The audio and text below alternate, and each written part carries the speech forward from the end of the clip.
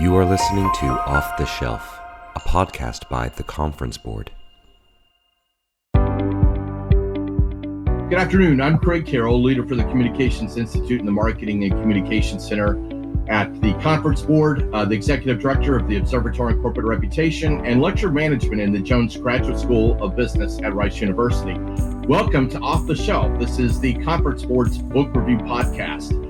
I'm delighted to welcome you to our conversation today, Eric Schwartzman. Eric Schwartzman is a digital marketing consultant, entrepreneur, and the author of Social Marketing to the Business Customer and the new book, The Digital Pivot, Secrets of Online Marketing.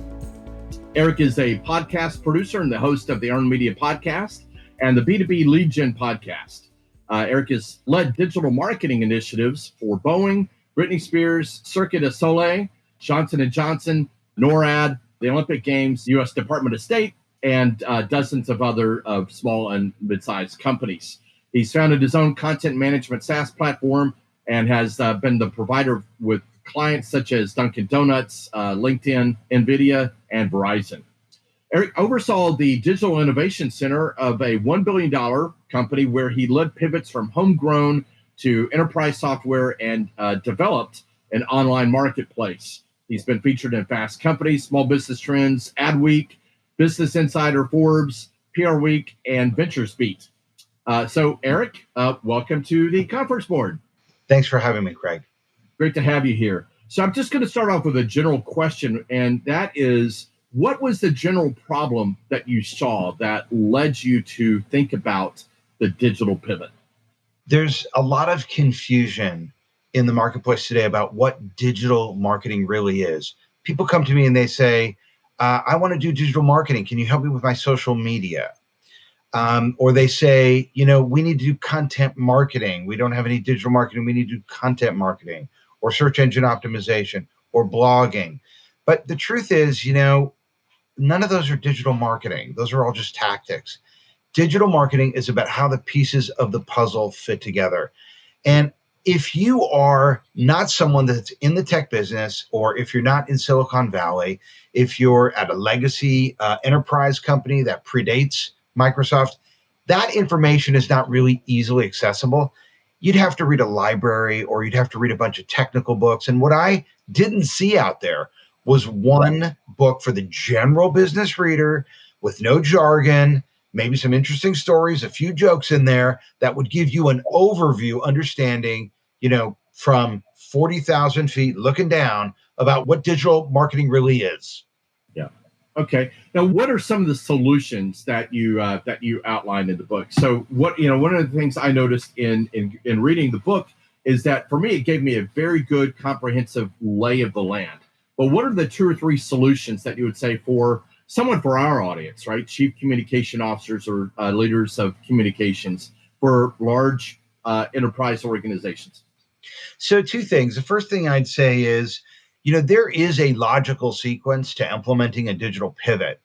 And in the book, I liken it to a ballet dancer who spins on the tippy toe of her foot and without moving a muscle. And we look at it and we marvel. Our jaw drops and we think, wow, it's beautiful. It brings tears to our eyes.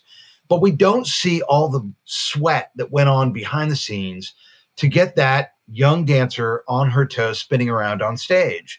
And I think the same is true with digital marketing. People see an engaged social media account and they think, oh, we need to do social media.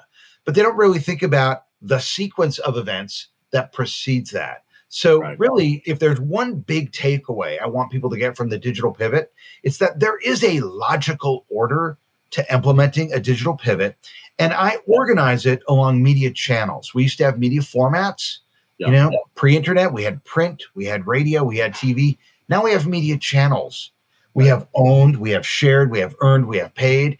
And I believe almost that in a Maslowian type format, in a needs-based format, that we have primary digital marketing needs and we have aspirational digital marketing needs.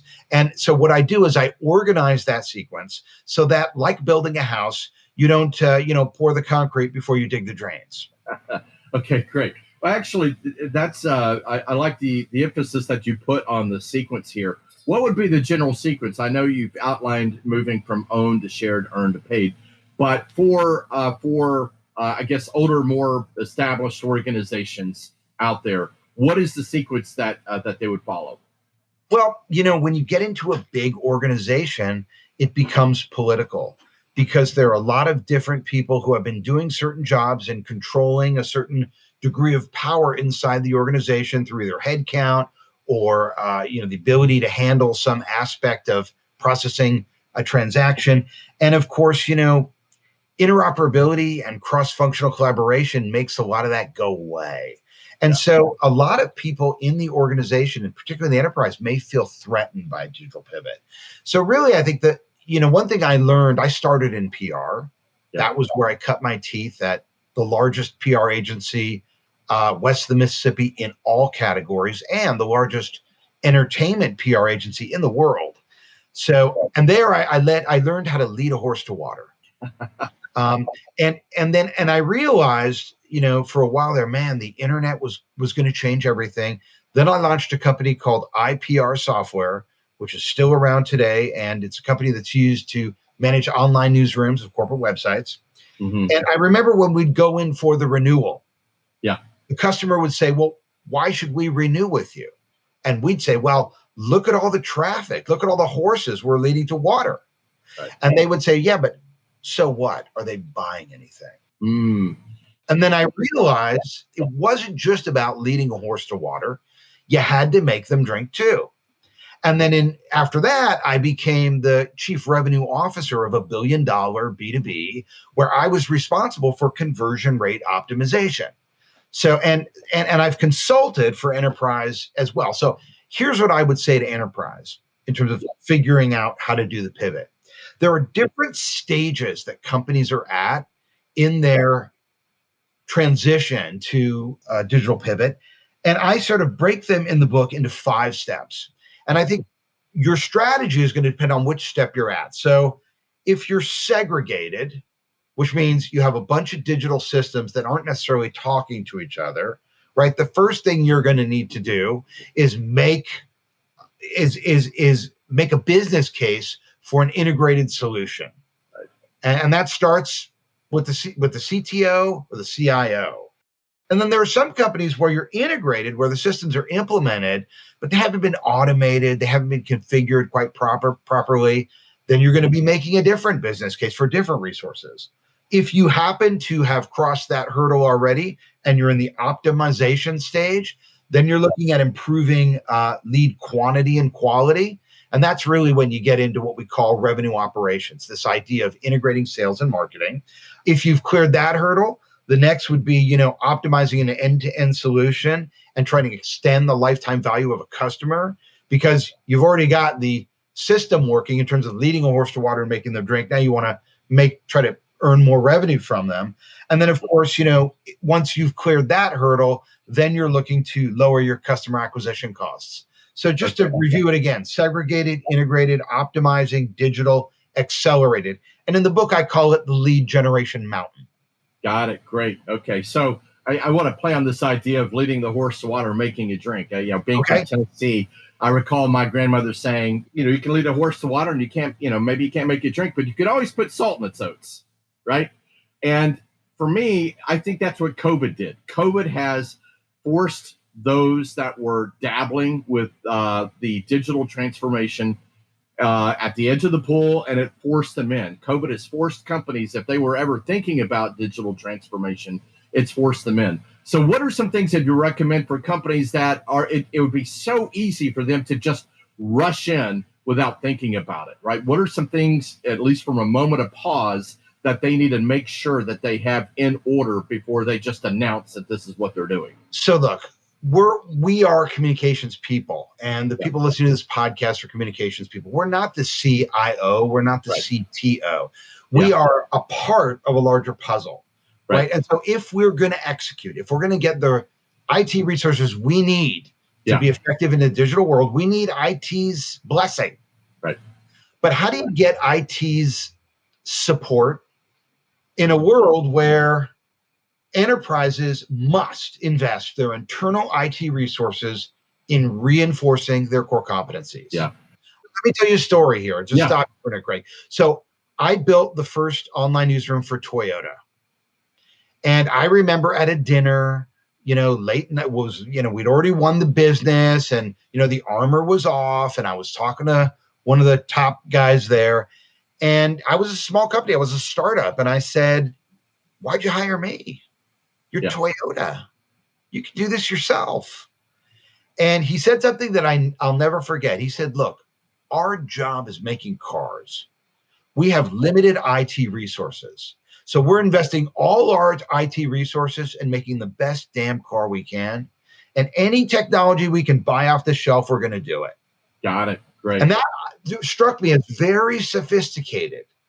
So I thought to myself, well, gosh, as long as I can satisfy the minimum IT security requirements, as long as I could build the business case and back it up with industry analyst research, as long as I could address interoperability and cross-functional collaboration issues, I could be that provider for a horizontal issue like an online newsroom content management system. And so I think that's the way CCOs should be looking at it. They should be looking at it like, well, gosh, I'm going to help the IT department by modernizing my company without taxing their resources. So now you've got to be more than just a communicator, right? You've got to be able to read Gartner research, read Forrester research. Nobody ever got fired hiring IBM. So, maybe you want to get best of breed going, make sure that it's interoperable. But you got to be thinking at that scale now. Every company is a technology company now. They used to say every company is a media company. I don't buy it. I say every company is a technology company. Because if you can't perform online, you can't compete. And obviously, as you said, Craig, COVID accelerated digital adoption. And so now there is no deal flow if there's no online deal flow. Yeah, that's right. That's right. So I will say for this audience here, there's a little bit of discussion about some of the resistance that they have sometimes with chief information officers or chief technology officers. And there's an interest in having some other type of tool stack or tech stack beneath the table or something at their own disposal. What do you say to those that are maybe not in the best relationship? How can they either break through those relationships, or how can you advise them that want to try to do this by themselves? So look, I obviously everybody's in a different situation. I can't make a general comment about the politics or the pecking order of an organization. What I would say is this: if you're not fluent in how technology works, if you don't know what a tech stack is, if you don't understand what interoperability as a concept means, if you don't understand what an end-to-end solution is, it's not a buzzword. It has a meaning. If you don't know what cross-functional collaboration is, you don't speak their language. And I mean, look, I remember one time, this is a true story, Craig. I was signing a new client when I was CEO of iPressroom, IPR software, and we were getting set up, and I got handed a stack of press releases printed out, and they said, can you scan these into the press room for me? So, that was a while ago. I wouldn't expect that type of behavior now, but digital illiteracy is still very high because particularly in enterprise, we're siloed. We're not jacks of all trades. I think it's lower in small and medium-sized business because you have to wear a lot of hats just to make it. But if you can delegate things to other people and you don't have that visibility, you got to come up to speed. I wrote this book to give a chief communications officer a broad understanding of how digital works so they know where they fit in, so they can speak the CTO's language, so they can speak the CIO's language. And look, I remember people saying to me, oh, we have IT guys. They do that. We don't do that. That was what marketing people used to say. It was beneath them to do IT. Well, guess what? The IT guys are in charge now. So if you don't speak their language, you don't have a seat at the boardroom table anymore. Are you a leader of your organization looking for straightforward, data-driven business guidance? Then look no further than the Conference Board's new podcast series, CEO Perspectives. The Conference Board is a business think tank that provides trusted insights for what's ahead to the world's leading companies. Each episode features a 30-minute conversation by some of the Conference Board's noted subject matter experts, discussing a range of relevant business issues critical to CEOs right now. such as the return to workplace, infrastructure spending, and where US-China relations are headed, among other timely topics. You can find our new podcast series on Apple, Spotify, or wherever you get your podcasts. We invite you to listen and subscribe to CEO Perspectives, brought to you by the Conference Board. So how do you handle this idea that all the answers are in the next generation?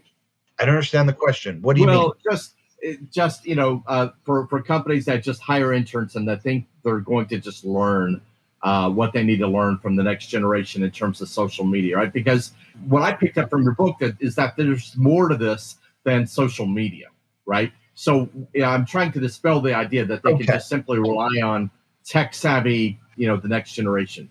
Well, let's talk about social media for a second, because I think social media punches way above its weight class in terms of the amount of resources that are invested in social media. Right. Now, there's two types of social media, because all media is editorial content and advertising. So I'm addressing the editorial side because we are communicators, right? Sure. Primarily, marketing handles the advertising. I think, first of all, if you look at SimilarWeb, which does a survey each year of revenue attribution by digital media channel. Right. And what they found, you can look this up, it's online, is that social is responsible for about 5% of those conversions. Right. So why are we investing 50%, 60% of our time in it? The other thing about social that people miss, they think, I'm building an audience on social. No, you're not. You're building their audience, and they can take it away at any time. Look what they did to Trump, Right. Yeah. They took his audience away, and there's nothing he could do. He actually tried to launch a blog. It was too late. He had to shut the blog down. Had he launched his own website when he still had his platform, perhaps he could have cemented those relationships at home, gotten email addresses, mobile phone numbers, and communicated directly with his audience. But because he was dependent on Facebook and dependent on Twitter, he lost his audience. You want to do that? You want to invest in building your audience on a platform you don't control? It seems foolish. I can see using that platform to drive traffic to my own website, or I can generate a lead or collect customer information or make a sale. But to just live online because it's easier to post on Twitter than it is to do automation on the back end of your own website doesn't make sense. Another myth I'd like to dispel. A lot of people think, I can do social media. I'm a communications person. I can't do my own website. Well, guess what? All the tools are available now that are point and click, drag and drop. You don't have to write code, and you can do your website now. The tools are out there. So, it's really just about setting your priorities, and your priorities should be home base. Don't invite people over for dinner without cleaning up first. That's a good analogy here. So how do you address the question of the media just being one part of the CCO's role now? So many people in our audience now are coming in from outside of traditional media relations backgrounds. They're coming out of politics. We have several that are coming out of a finance background or a legal background, and they're having, they have different skill sets here, right?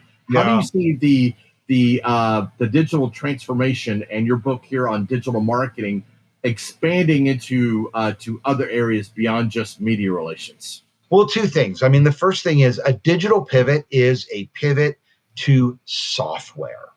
Yeah. It's about using software tools, getting them talking to each other so you're not cutting and pasting manually information from one software tool to the next, which interrupts your velocity. Yes. Right? Today, if you want to be competitive, you have to get the customer what they want as quickly and as easily as you can. And that means not just making it easy for them to buy from you in a digital environment. It means making it as easy for you to sell in a digital environment. And it means integrating those two functions, right? So the two things I would say is, one, get comfortable with software. And that doesn't mean you have to be a programmer. It just means you need to understand conceptually what different things do. You don't even need to know the details of how they integrate. You just need to know what you need it to do and what different people on your team need from that system. You need to be able to do business requirements gathering, because that's who quarterbacks the solution. So that's the first thing. The second thing is you need to get comfortable with media, because a digital pivot is pivot to software, and software hosts media online. And there are different types of media. There's opinion media, there's news media, there's influencer media, there's advertising media. They're all different. And what happens, why a lot of companies fail at content marketing, is they get a bunch of marketers to write news content for their site. And it's not news content. It's full of opinion. It's not even-handed. It doesn't read as though it's balanced. It's not general to the specific, inverted pyramid style. You have to pay attention to those things. If you have a blog without bylines and dates, without captions on your photos, no one's going to take it seriously. They're going to say, oh, they're just, vomiting a bunch of keywords to try to trick Google. This is meaningless. So you have to actually be a thought leader. You can't be a thought repeater. You can't Google a bunch of stuff and regurgitate what everyone's already saying. You got to take a position. It's got to be legitimate. You have to say something. You have to be, and most people don't do that. They think, oh, we'll just offshore it. We'll get these guys we'll buy inbound links. It doesn't work. Right. It doesn't work. If you want to pull yourself up from your bootstraps, you got to be a media outlet. Yeah. Now, I will say, since your book has come out, one of the newest trends, we've talked about the Great Resignation. The degree of turnover right now is just incredible. Personally, I monitor the Global Forbes 2000 and the Fortune 1000 for a survey that I do each year, and I monitor the expansion of the function for corporate communications and corporate affairs. And I've never seen the turnover as high as it's been in the past 18 months. So I know that a lot of companies are concerned about talent development and losing, great employees and recruiting new great employees. But how do you deal with the fact that right now, again, so many companies are still remote, and that we also have now an increased level of turnover of the highest level function? What are some things that companies can do to help in terms of these ideas of online marketing when they have this degree of turnover to protect themselves? Great question. That's actually what my next book is about. Okay. So, you've got now a business landscape where people are comfortable hiring people remotely. Yeah. So pre-pandemic, I actually launched a company that was an online training company that I shut down. I sold it for pennies on the dollar because nobody wanted to do online training. They wanted to get on a plane, fly to Vegas, have dinner, do it in the hotel. And it was totally inefficient, totally ineffective, but it didn't matter. That's what they wanted to do. Now you can Zoom with your grandma. So the adoption for remote workforce management is there already. If you've got someone who's a specialist, why would they work if they're good and they're a specialist and they really know what they're doing? Why would they take a job for enterprise? They can freelance on Upwork or Fiverr or Guru for 4 or 5 enterprises, make 3, 4, 5 times as much money and work less. So, and that's what's happening. I think when you look at what's happening with the turnover, it's people hanging a shingle because they can now. They don't need an office. Startup costs are low, and they go as a consultant. So what I've been doing is this concept of what I call, and I cover it in the book, inside outsourcing. Yeah. And inside outsourcing is about quarterbacking initiatives internally with a full-time employee, but then calling on specialists remotely on a 1099 basis to get the work done. Because chances are, even at enterprise, you don't have the capacity for a writer who specializes in the trucking and transportation industry full time. Yeah. But now you could hire that person on a contract basis. You can outsource it to them. They may have been a prior writer for a industry trade pub because those are all out of business now. Right. So you've got a bunch of great B2B journalists on the sideline that are doing these jobs. So you job it out to them. Then you send it over to a search engine optimization firm. They gussy it up. Then maybe you have a remote assistant in Philippines who is handling the posting to your website, and you're quarterbacking it. Yeah. What you're looking at is you're looking at the analytics, you're looking at the numbers, you're seeing what's working, and then you're deciding which levers to pull and how to allocate resources based on what's working and what's not. And I think that's the direction that we're headed. The quarterback will stay in-house, the specialist will be remote workforce. Okay. So what would be the 2 to 3 recommendations that you would make for a new CCO stepping in this environment, right? They're coming in. I talked with one the other day, and they talked about the challenges that they were faced in bringing in all of the social media accounts that were distributed across people nationwide or globally and trying to consolidate it into one location. But what would you recommend for somebody coming in into that kind of fragmented approach? Well, I mean, the logistics are going to be tough if you've got this, if you're sort of inheriting this patchwork landscape that you've got to piece together. And that's obviously going to be different for every company. But what I would say is this. The most important thing that I would want to wrangle when I came in-house as a chief communications officer is I would want to make sure I had access to data. And here's the data I would want to have access to. I would want to have access to my website usage statistics. Some people use Adobe, some people use Google Analytics. It doesn't matter. But I would want to make sure I had that, and I would want to make sure it was accurate. I would audit it and make sure it is accurate. The second thing I would look at is I would look at my performance of my website. And that could be a tool like GT Metrics or Google PageSpeed Insight. But I would want to know that if I knock it out of the park, Google's not going to ding me in the rankings because my page loads slow. The next thing I would want to look at is I would want to look at heat mapping and session video recordings of visits to my website. And I would want to say, are people taking the action we want them to take? Are they going where they want? Where are they leaving? Why are they leaving? I would want to see that. And the last thing that I would want to look at is I would want to look at my search visibility.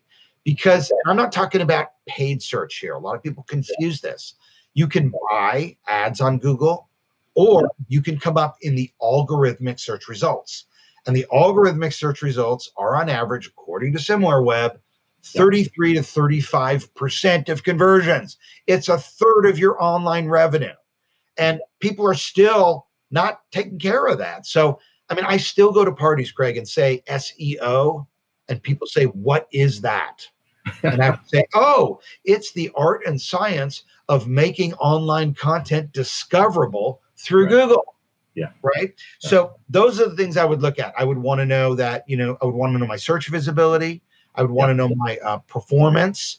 I would want to know my website usage statistics, and I would want some heat mapping software to see how, how they're actually using my system. And with that information, then I would say, okay, where's the low hanging fruit? Where can I get some quick wins on the board here based on this data? I see where I am now. If I change it, I'll have proof. And then I'll take that to my manager or to the CEO, and I'll say, look, here's where I started. Here's where we are now. Here's the resources I need to get us to the next step. Great. Okay. That was actually the next question I was going to have is, what are the core questions that every person needs to be able to answer for him or herself, rather than turning it over to an agency, right? Would you add any more to that list that they need to know that cannot be delegated or outsourced to an agency? I mean, I don't think you can outsource strategy. Okay, right. Ah. So I remember, so I also built the online newsroom for Target stores. Yeah. And at the time when I built the online newsroom for Target stores, e-commerce was 2% of revenue. Yeah. No problem. Outsource it to these guys. They can do it. Well, you know what? Sure. They're not outsourcing their newsroom anymore. Yeah. Okay. Because now good point. Online is, you can't outsource a third of your, revenue to a third party. The other thing I think that's important is, you don't really, I think this happens in enterprise a lot. You go to an agency and say, I want one agency that can do it all for me. Well, I hate to break it to you, one agency can't do it all for you. And if you go to one agency to get it all done for you, they're going to job out and they're going to screw it up. So really, your job as the quarterback is to figure out what your standard operating procedures are. Yep. To break them down into narrow categories. Yep. And then to make sure you have a stable of people who can attack those for you. So Okay. if somebody goes dark, you can light up another resource. Okay. Really, it's about human resources and remote workforce management. And that is competing in the gig force, what I call the gig force economy. Yeah. Okay. Well, no, we've already planted some seeds here for your next book. So I guess one final question would be, what would you say is the one new thing that you learned as a result of writing this book, right? It came out as you're putting your material and your ideas together. What was new for you? I think a lot of times I think because I know something that everyone knows it, or I think something like everyone knows what SEO is. Yeah, right. And or everyone knows what a stack is, and they don't, Right. Because I thought, oh, I'm going to have a chapter on stacks, automation, and funnels, because I feel like that's sort of an area. And it's a chapter, people. It's not a book.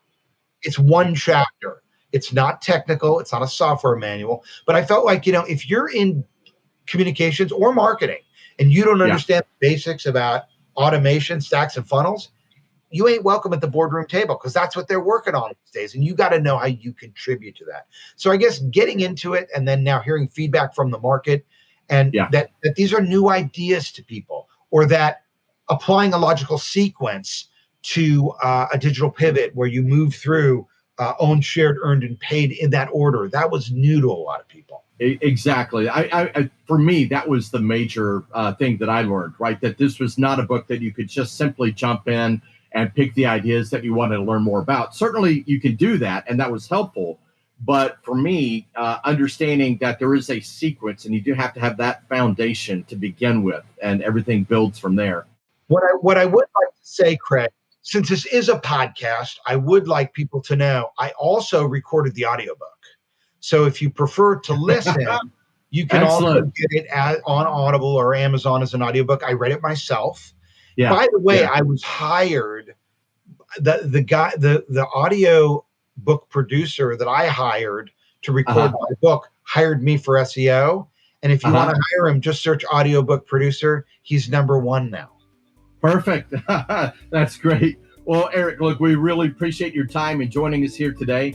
And thanks for our listeners for tuning in today. You can find more great podcasts from the Conference Board on our website, conference-board.org/podcasts, or wherever you listen to your podcasts. And if you like what you hear, please subscribe, leave us some comments, and we'd love to hear from you. Thanks so much and have a great day.